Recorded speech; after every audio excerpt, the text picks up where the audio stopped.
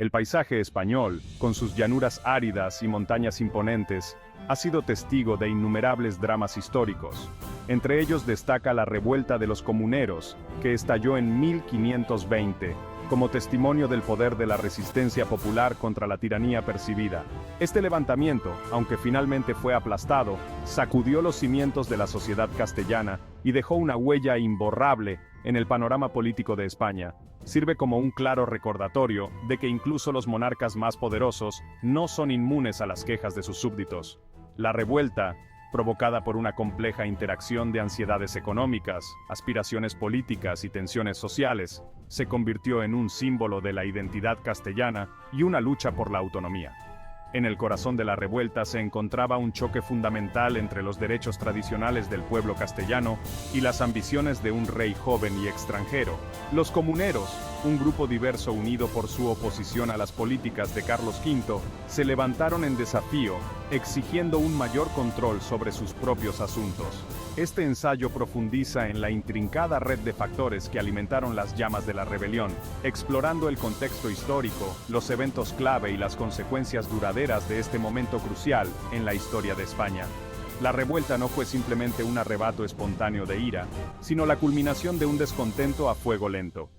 Para comprender las motivaciones de los comuneros, primero debemos viajar en el tiempo para examinar el contexto histórico en el que se desarrollaron sus agravios. Esto requiere una mirada más cercana a la evolución de la monarquía castellana, el papel de las cortes y el delicado equilibrio de poder que existía entre la corona y sus súbditos. Solo comprendiendo estas tensiones subyacentes podemos comprender plenamente el significado de la revuelta de los comuneros y su legado perdurable en la configuración del destino de España.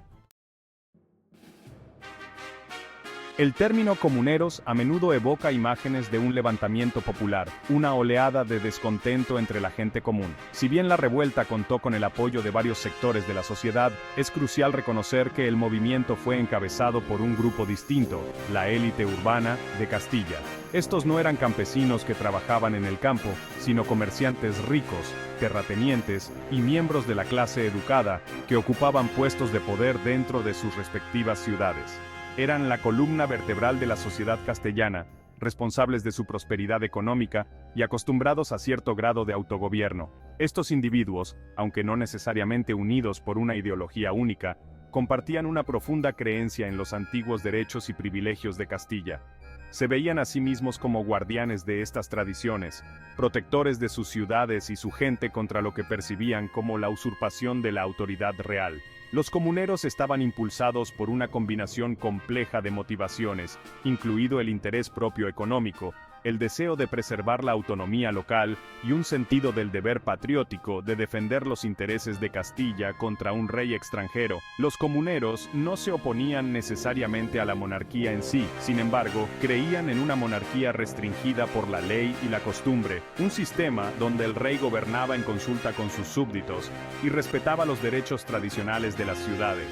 Vieron en Carlos V un gobernante que, a sus ojos, estaba más interesado en consolidar su poder a través de su vasto imperio que en abordar las preocupaciones de sus súbditos castellanos. Este choque de visiones, entre una visión tradicional del gobierno castellano y las ambiciones de un monarca poderoso, fue la raíz de la rebelión de los comuneros. Es importante tener en cuenta que los comuneros no eran un grupo monolítico.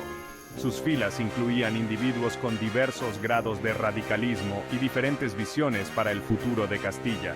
Algunos abogaban por un papel más asertivo de las Cortes en los asuntos nacionales, mientras que otros buscaban una mayor autonomía para sus ciudades dentro del marco existente de la monarquía.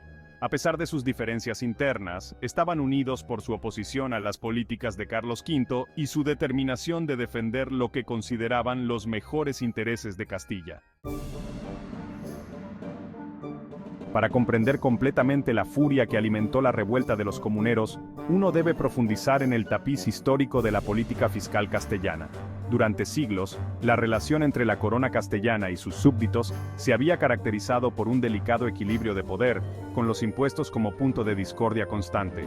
Las Cortes, que representaban a los diversos estamentos del reino, habían tenido durante mucho tiempo el poder de aprobar nuevos impuestos, un derecho celosamente guardado por el pueblo castellano. Este derecho no era simplemente una cuestión de control financiero, sino un aspecto fundamental de su identidad política, un símbolo de su consentimiento para ser gobernados. Sin embargo, los reinados de monarcas anteriores, particularmente los de Isabel y Fernando, habían sido testigos de una erosión gradual de este principio. La Reconquista, la lucha de siglos para expulsar a los musulmanes de la península ibérica, había supuesto una importante carga financiera para el tesoro castellano. Para financiar sus campañas militares, los monarcas habían recurrido a métodos cada vez más creativos para recaudar ingresos, a menudo eludiendo a las cortes o llevando su autoridad al límite.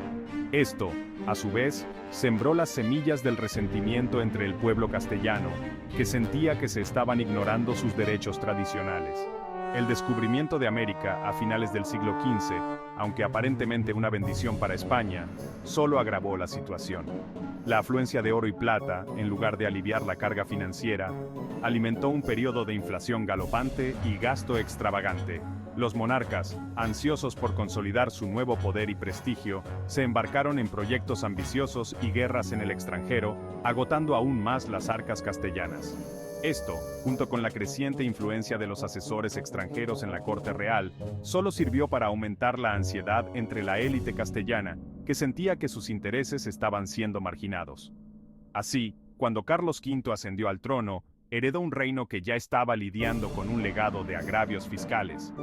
El pueblo castellano, acostumbrado a cierto grado de autonomía y receloso de los impuestos excesivos, estaba preparado para resistir cualquier infracción percibida de sus derechos. Fue en este contexto de tensiones históricas y ansiedades económicas que las políticas de Carlos V encenderían las llamas de la rebelión. En resumen, la revuelta de los comuneros fue consecuencia de las políticas diseñadas por el aparato político del emperador Carlos V, que implicaban una transferencia de riqueza. En cuanto a las medidas de Carlos V sobre la fiscalidad, se podría decir que fue un error, al menos durante algunos años, privar a las élites castellanas del control fiscal y de la deuda pública de la nobleza y la iglesia, ya que creó un importante malestar.